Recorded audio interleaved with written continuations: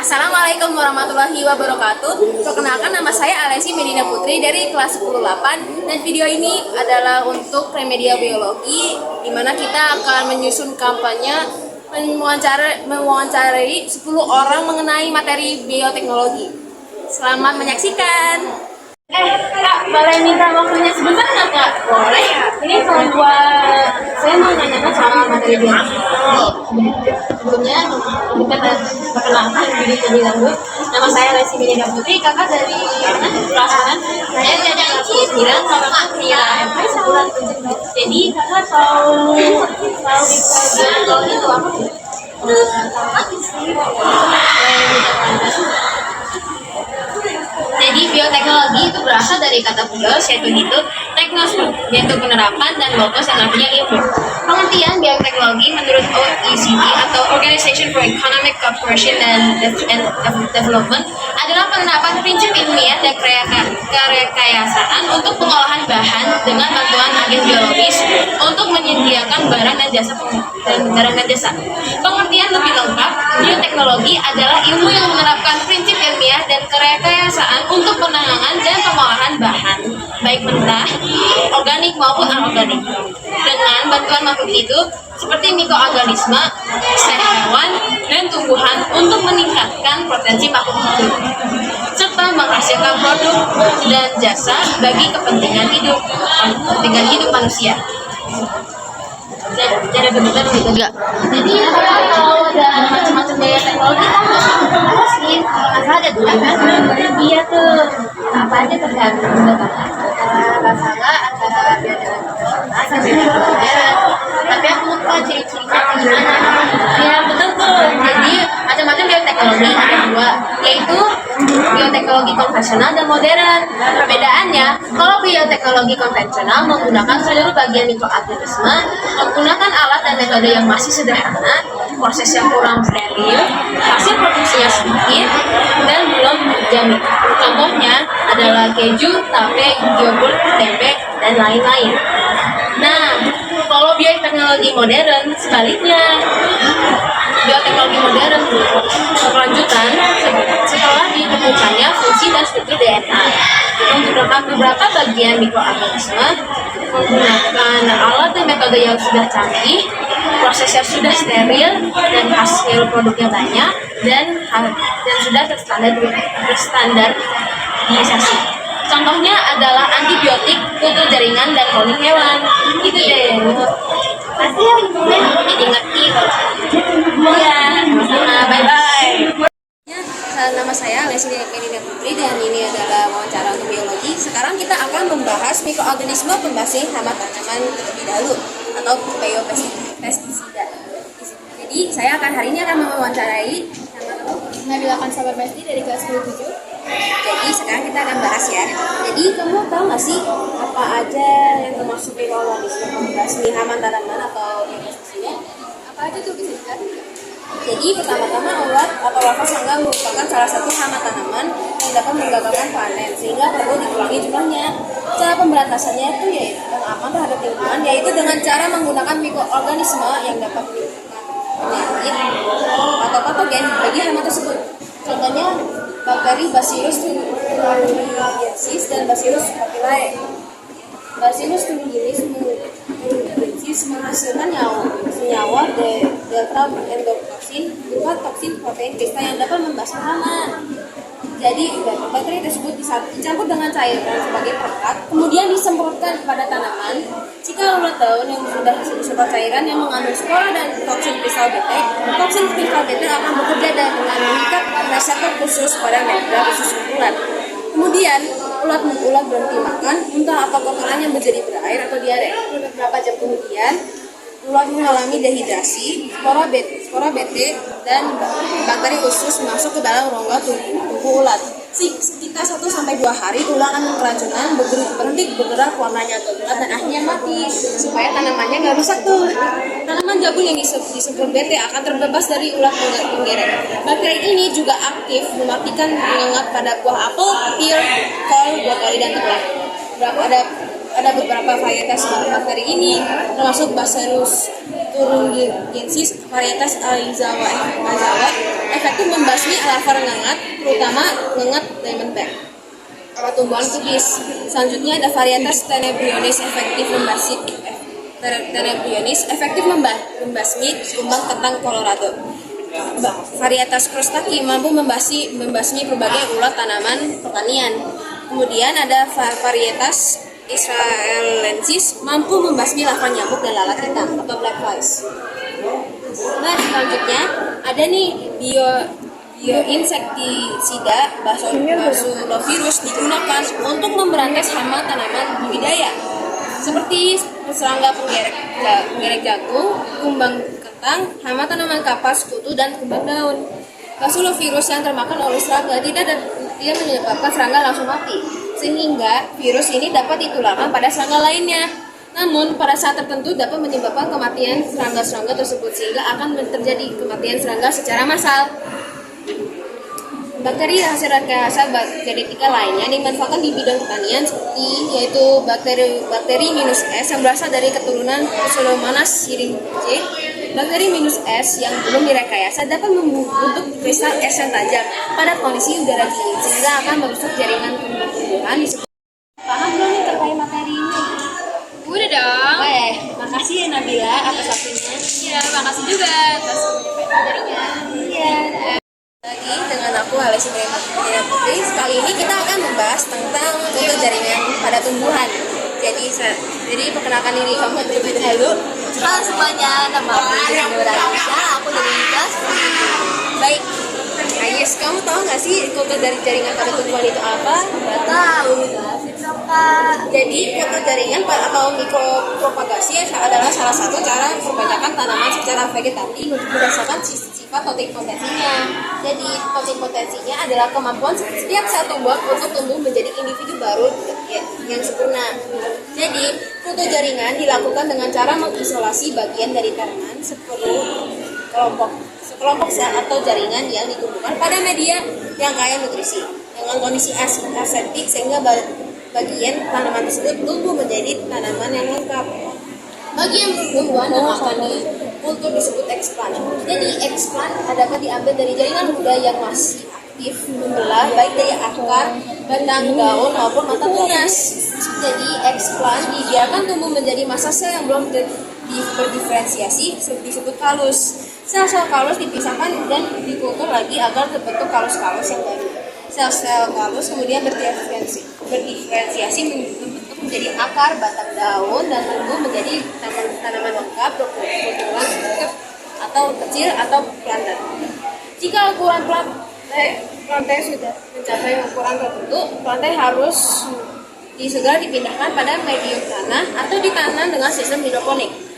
Tanaman yang biasa dikultur adalah tanaman unggul. Tahu nggak nih contohnya apa? Ada nih Kak. Apa aja tuh contohnya Kak? Jadi contohnya ada pisang adalah pohon anggrek, pisang abaca, tanaman obat-obatan, tebu, kentang, wortel, awan, krisan atau mangga.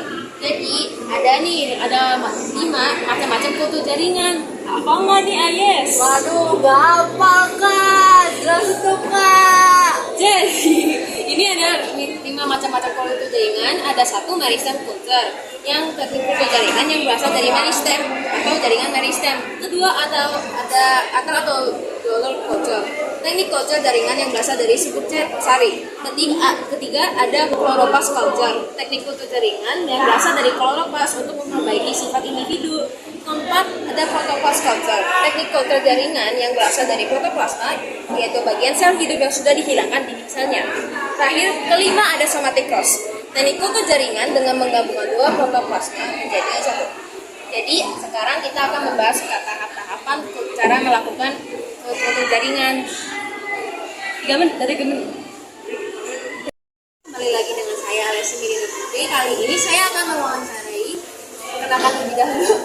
Ya, halo semuanya, nama aku Reva Diana Putri dari kelas 10. Jadi sekarang kita akan membahas materi tentang tahapan kultur jaringan. Jadi kamu tahu nggak nih Revo tentang cara proses kultur jaringan nih? Taunya cuma jaringannya aja sih, dokternya nggak tahu lah. Jadi pertama-tama Pertama, dilakukannya sterilisasi, yaitu pembebasan semua mikroorganisme pada alat yang digunakan. Kedua, membuat media agar. Ketiga, tahapan inisiasi, yaitu pengambilan eksplan atau bagian di kultur nih. Terus keempat, yaitu multiplikasi, yaitu penempatan eksplan pada media agar. Kelima, pengakaran dengan melihat eksplan menjadi kalau satu eksplan yang telah berkembang menjadi sel tetapi belum terdiferensiasi. Keenam, terjadinya aklimatisasi, yaitu ketika kalau seplantet tanaman kecil sudah memiliki akar, batang, dan daun. Jadi, kemudian kita akan membahas keuntungan nih. Sebelumnya kamu tahu nggak nih keuntungannya apa aja? Keuntungan kultur jaringan pertumbuhan yaitu pertama, tidak membutuhkan tempat yang luas. Kedua, tidak tergantung musim. Ketiga, sifat yang dihasilkan identik dengan tanaman induknya. Keempat, hasil dalam jumlah yang banyak dalam waktu yang singkat. Nah, sekarang kita akan membahas materi tentang cloning hewan. Nih, cloning hewan tahu nggak nih tentang apa nih? Ya, taunya hewan aja sih. Ya udah hewan gitu, cloning nggak tahu apa. Sekarang kita akan jadi cloning hewan merupakan usaha perbanyak individu secara vegetatif. Jadi cloning hewan ini dibedakan menjadi dua. Tahu nggak nih apa aja? Jadi satu ada cloning embrio dan cloning transfer inti. Pertama, cloning embrio merupakan usaha untuk menghasilkan individu baru dengan sifat secara genetik sama dengan induk. Kedua, induknya tanpa melalui perkawinan secara alamiah.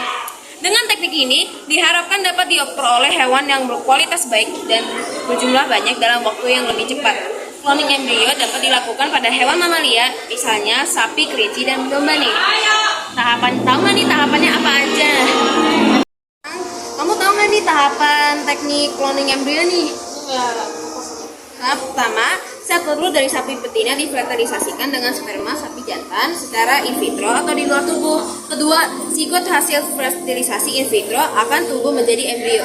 Ketiga, embrio-embrio tersebut kemudian ditamatkan dengan cara disuntikan ke dalam rahim sapi-sapi betina dewasa lainnya. Kemudian embrio di dalam rahim sapi betina akan tumbuh menjadi anak sapi hingga dilahirkan.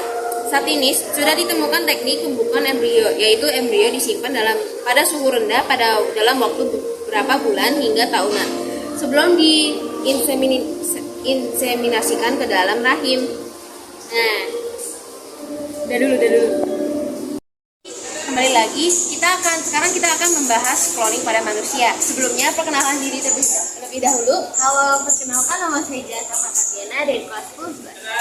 Jadi, kamu tahu nggak nih cloning embrio pada manusia itu namanya apa? Oh, baru dengar itu apa? Cloning embrio pada manusia dikenal dengan istilah bayi tabung.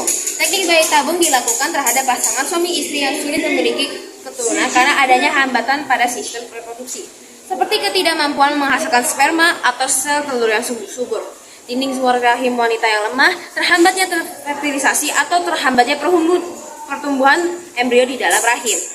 Kamu tahu nggak nih langkah-langkahnya apa aja? Itu apa? Jadi prosedur bayi tabung dapat dijelaskan. Pertama-tama, pasangan suami istri yang sah diambil sel telur dan sel spermanya. Kedua, sel telur dan sel sperma difertilisasikan secara in vitro dalam tabung yang berisi medium yang sesuai untuk pertumbuhan zigot hingga membentuk morula. Kemudian morula diimplantasikan atau ditanam di dalam rahim ibu. Terakhir, dalam rahim ibu, morula akan tumbuh menjadi blastula hingga menjadi bayi yang siap dilahirkan. Kemudian kita akan membahas cloning transfer inti. Kamu tahu nggak nih apa tentang cloning transfer inti nih?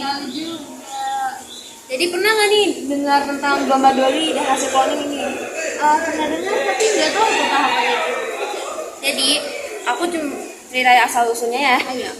Domba Dolly merupakan hasil cloning transfer inti yang dilakukan oleh ilmuwan dari Skotlandia yang dipimpin oleh Ian Wilmot pada tahun 1996. Cloning transfer inti yaitu memindahkan inti dari sel donor ke sel yang lain agar diperoleh individu dengan sifat yang sama dengan inti sel donor. Cloning transfer inti bertujuan menghasilkan individu baru dengan sifat dan jenis kelamin yang sama dalam jumlah yang banyak. Penelitian transfer inti dilakukan terhadap sel katak dengan tahapan sebagai berikut. Inti dari sel usus kecebong atau katak ambil dengan menggunakan mikropipet. Inti sel ini mengandung kromosom 2N. Kemudian inti tersebut ditransplantasikan ke dalam sel telur katak yang lainnya yang sebelumnya setelah dirusak intinya dengan radiasi sinar ultraviolet. Sel yang dirusak intinya tidak mengandung kromosom. Sel telur yang diisi dengan inti baru akan membelah secara mitosis membentuk morula. Kemudian morula tumbuh menjadi blastula. Blastula tumbuh menjadi gastrula untuk seterusnya hingga menjadi individu yang baru. Untuk mendapatkan individu yang jumlahnya banyak, dapat dilakukan dengan cara blastula diklon atau dipotong-potong menjadi banyak sel. Kemudian hasil klon kemudian diambil intinya. Inti tersebut ditransplantasikan kembali ke sel telur lain yang juga telah dirusak intinya. Kemudian masing-masing sel telur yang telah diisi dengan inti baru tersebut kemudian dikultur secara in vitro atau di luar tubuh dan tumbuh hingga menjadi individu yang baru. Jadi kamu tahu nggak nih proses cloning transfer inti yang dilakukan pada domba Dolly? Enggak. Jadi pertama-tama sel telur ovum dirusak intinya dengan radiasi sinar ultraviolet sehingga tidak memiliki kromosom. Yaudah, nggak apa-apa. Semuanya kembali lagi dengan saya Alessi Medina Putri dari kelas 8 dan ini adalah dari kelas 10. Jadi sekarang kita akan membahas tentang materi mikroorganisme penghasil zat-zat organik, enzim dan vitamin. Nah, kira-kira kamu tahu nih apa aja termasuk yang ini? Belum sih, aku belum tahu. Coba jelasin. Jadi dalam pengembangan industri non-pangan, mikroorganisme juga mempunyai peranan yang besar. Di masa mendatang, ketika produk senyawa kimia disintesis semakin berkurang, dunia akan bergantung pada hasil fermentasi mikroorganisme nih. Fermentasi mikroorganisme hasil rekayasa genetika terhadap substrat dapat menghasilkan senyawa-senyawa kimia, antara lain asam amino, asam sitrat, enzim dan vitamin. Selanjutnya, sekarang kita akan membahas satu yaitu asam amino. Asam amino yang dapat diproduksi oleh mikroorganisme antara lain asam glutamat dan lisin. Asam glutamat digunakan untuk pembuatan MSG atau monosodium glutamat atau vaksin yang digunakan sebagai penyedap rasa makanan. Yang sering kita suka tuh kan ya MSG. Mikroorganisme yang digunakan untuk industri asam glutamat yaitu bakteri Corynebacterium glutaminum dan Bifidobacterium flavum. Lisin merupakan jenis asam amino yang tidak dapat disintesis oleh tubuh hewan, tetapi diperlukan dalam jumlah yang cukup besar.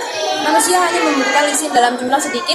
Lisin digunakan sebagai makanan suplemen hewan ternak.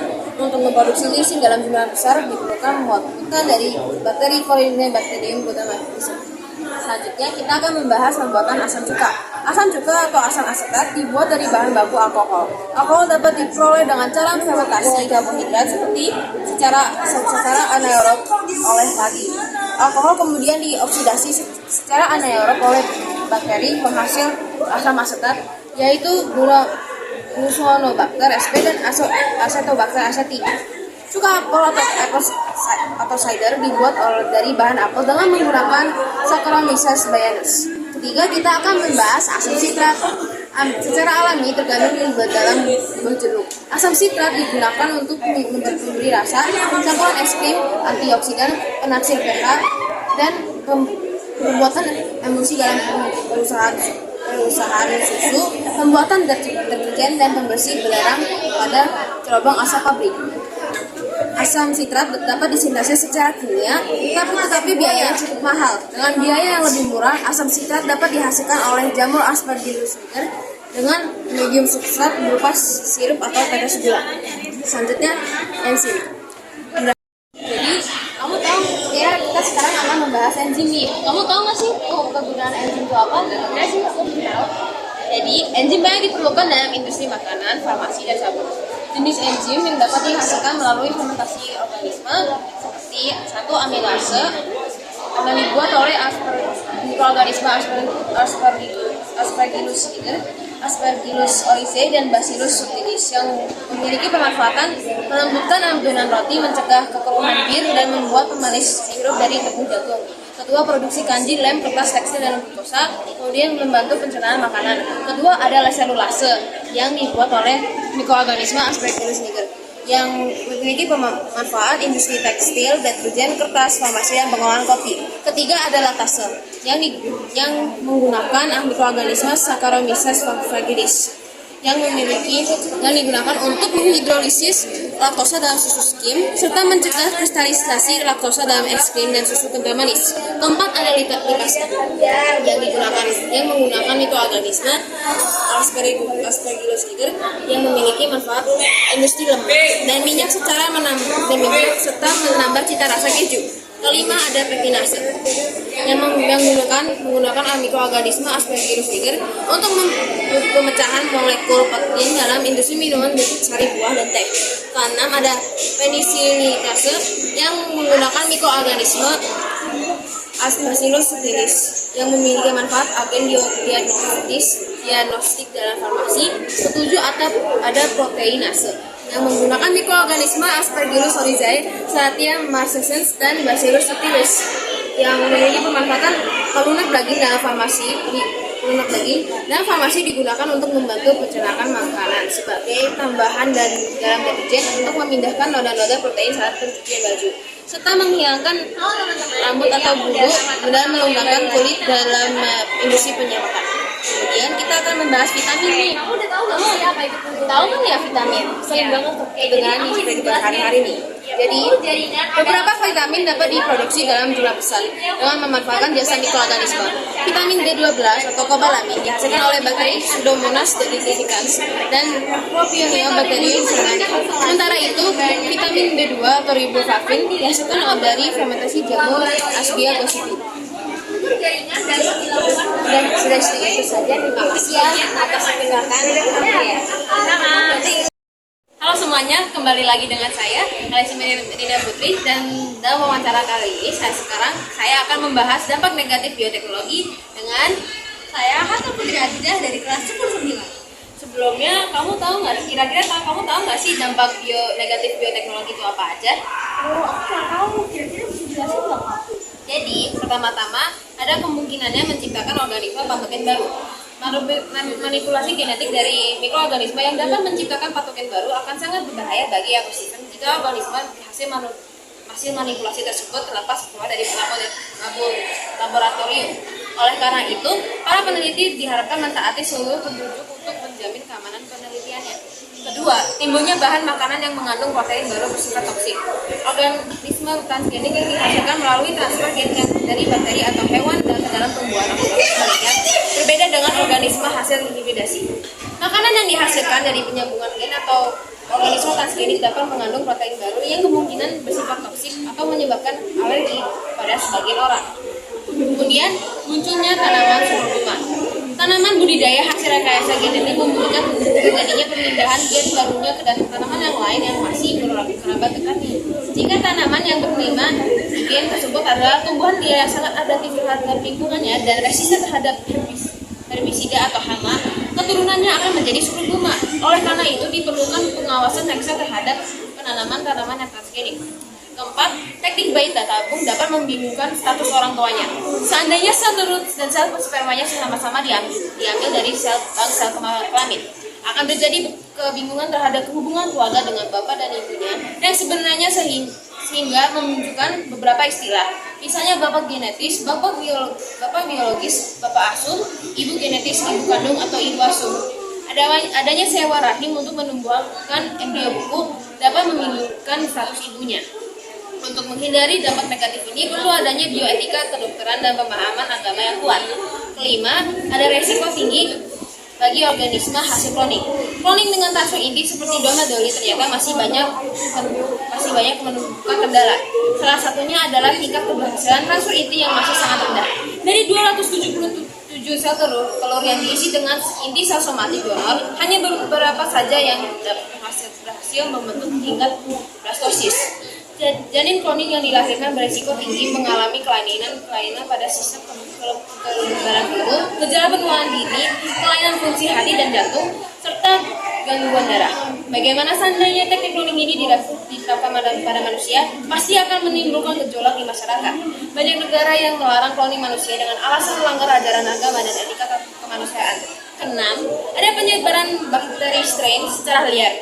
Strain bakteri yang dapat mengkonsumsi minyak sebagai pembersih tumpahan minyak di lautan harus diawasi penggunaannya. Jika bakteri tersebut berada di tempat-tempat pengeboran minyak, akan menghabiskan minyak sumber minyak di seluruh dunia. Apa akibatnya tuh? Jadi ketujuh, ada erosi plasma nutfah. Masyarakat cenderung menyukai penggunaan tanaman transgenik yang memiliki sejumlah sifat lebih unggul daripada tanaman asli non transgenik yang sebenarnya merupakan sumber plasma nutfah.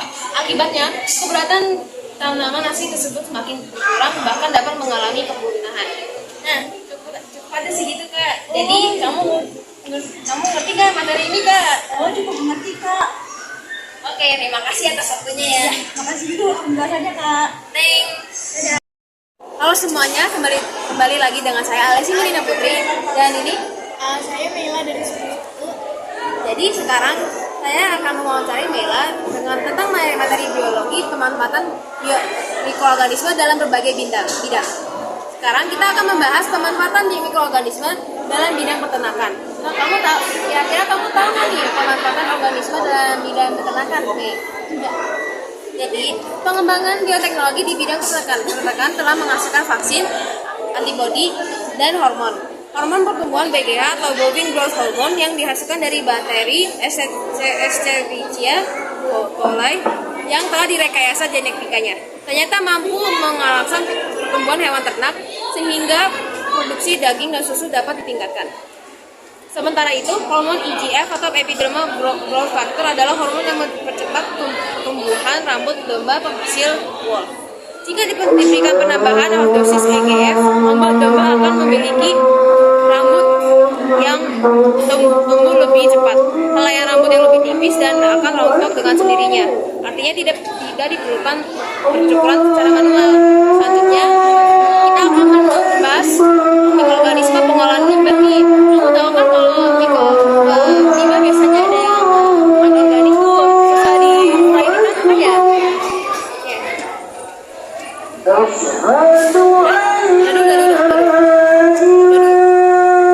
Selanjutnya kita akan membahas mikroorganisme pengolah limbah nih atau bioremediasi.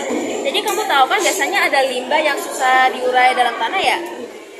Jadi bioremediasi adalah proses pembersihan zat pencemar lingkungan dengan menggunakan mikroorganisme misalnya jamur dan bakteri nih. Bioremediasi bertujuan untuk memecah atau mendegradasi zat pencemar menjadi bahan yang kurang beracun atau tidak beracun. Cara ini diharapkan dapat menangani limbah secara aman dan cepat. Selanjutnya nih tentang pengolahan limbah organik. Pengolahan limbah organik berupa limbah cair dari industri alkohol yang menggunakan bakteri Clostridium botulinum. Bakteri dimasukkan ke bak yang berisi limbah yang biasanya mengandung gula. Gula dalam limbah akan diuraikan oleh bakteri sehingga dihasilkan gas hidrogen. Gas hidrogen dapat dimanfaatkan sebagai bahan bakar. Limbah yang sudah tidak lagi membahayakan bagi kehidupan kemudian dibuang ke lingkungan. Selanjutnya kita akan membahas pengolahan limbah dengan sistem lumpur aktif atau activated sludge. Pengolahan limbah dengan sistem lumpur aktif adalah pengolahan limbah cair dengan menggunakan organisme aerob pengoksidasi material organik. Udara yang disalurkan melalui pompa blower atau aerator. Alat pemasok udara. Sel-sel mikroorganisme atau bakteri dan protozoa membentuk flok atau gumpalan yang akan mengendap di tangki penjernihan. Sistem ini baik untuk mengatasi limbah dari industri tapioka, nata de coco, kecap, dan tape. Nah, segitu aja nih materinya. Kira-kira kamu paham nggak? Makasih ya, aku jadi sedikit paham. Ya, makasih ya Mela atas waktunya. Ya,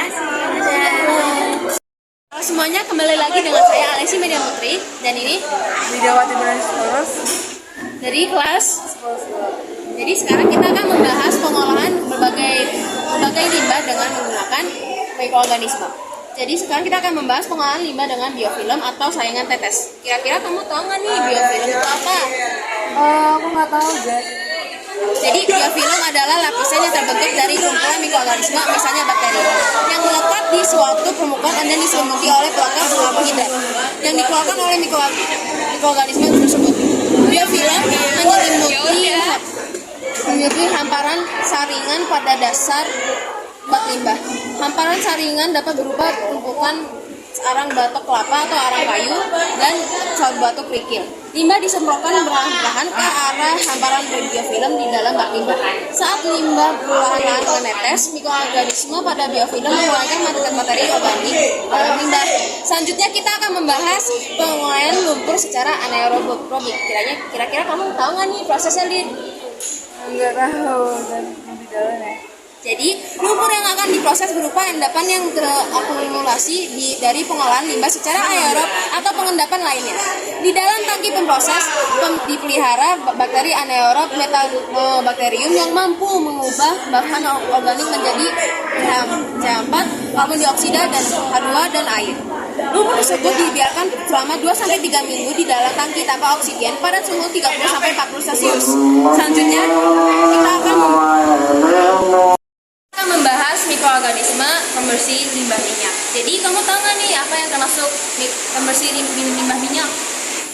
Aku nggak tahu juga sih.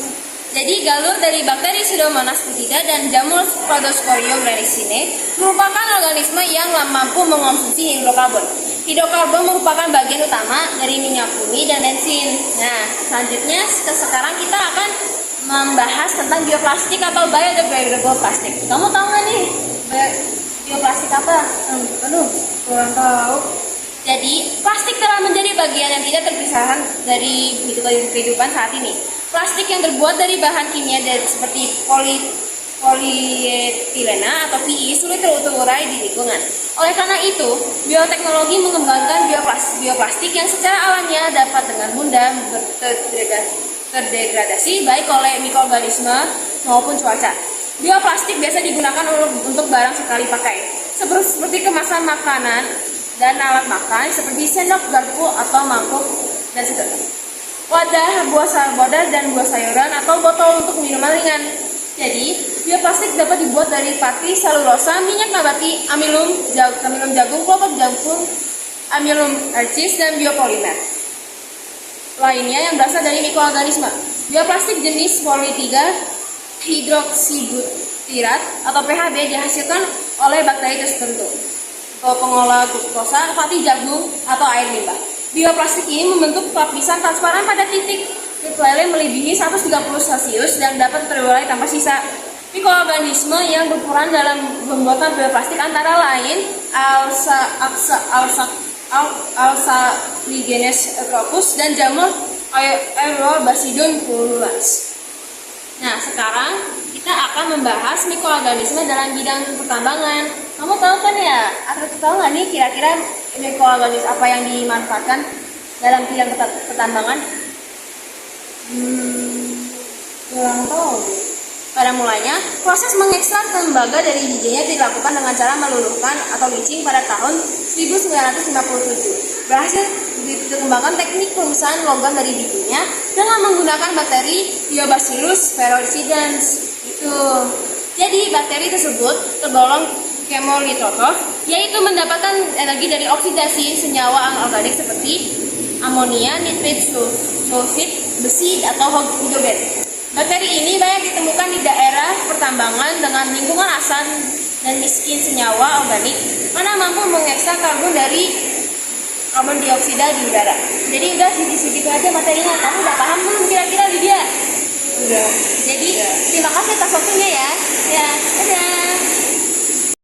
Halo semuanya, kembali lagi dengan saya Alessi Putri dari kelas 8 akan mewawancarai Aisyah Laini dari kelas 9. Jadi, sekarang saya akan membahas mikroorganisme penghasil protein. Kira-kira kamu tahu nggak nih mengenai materi ini? Aini? Belum tahu. Bisa tolong jelasin nggak?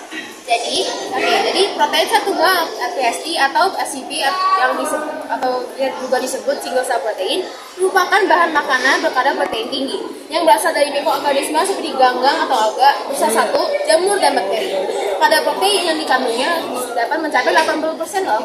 Jadi mikroorganisme tersebut dapat tumbuh dan berkembang biak dengan cepat dan pada substrat limbah buangan yang mengandung selulosa seperti kayu, ranting, rumput, kertas, dan limbah yang mengandung metanol. Penghasil protein sel tunggal antara lain ganggang biru atau spirulina atau yang disebut Atrospira maxima dan Atrospira plantaris, dan ganggang hijau yang disebut Synebdesmus sp dan Chlorella sp. Protein sel tunggal tersebut dimanfaatkan sebagai makanan suplemen untuk meningkatkan daya tahan tubuh. Golongan jamur yang mampu menghasilkan protein, misalnya Saccharomyces cerevisiae, Candida utilis atau Camercatorula, dan Phacellomyces varioti. Jamur Phacellomyces dapat tumbuh pada limbah pabrik kertas. Selain bermanfaat untuk menghilangkan limbah, jamur tersebut juga dapat dipanen untuk makanan ternak. Sementara itu, Candida utilis menghasilkan protein dengan kadar asam nuklea yang tinggi yang menyebabkan penyakit asam urat sehingga lebih cocok untuk makanan ternak. Jadi, jamur Fusarium vegetatum atau Fusarium graminearum dapat menghasilkan mikoprotein atau mikroprotein yang dikategorikan sama dengan PSD atau protein sel tunggal. Medium untuk menumbuhkannya adalah sambal organik. Kamu tahu nggak nih kandungan mikoproteinnya apa aja? Jadi jawabannya, mikoprotein ini mengandung 45% protein, 13% lemak, dan serat. Mikoprotein diolah untuk membuat kue dan petani gadis, memiliki cita rasa seperti ayam. Golongan bakteri yang menghasilkan protein misalnya Lactobacillus bacillotropus. Sel-sel bakteri ini dikeringkan, dibuat tepung protein, dan digunakan sebagai campuran makanan ternak sapi dan ayam. Segitu saja ya. Jadi kira-kira kamu ngerti nggak nih?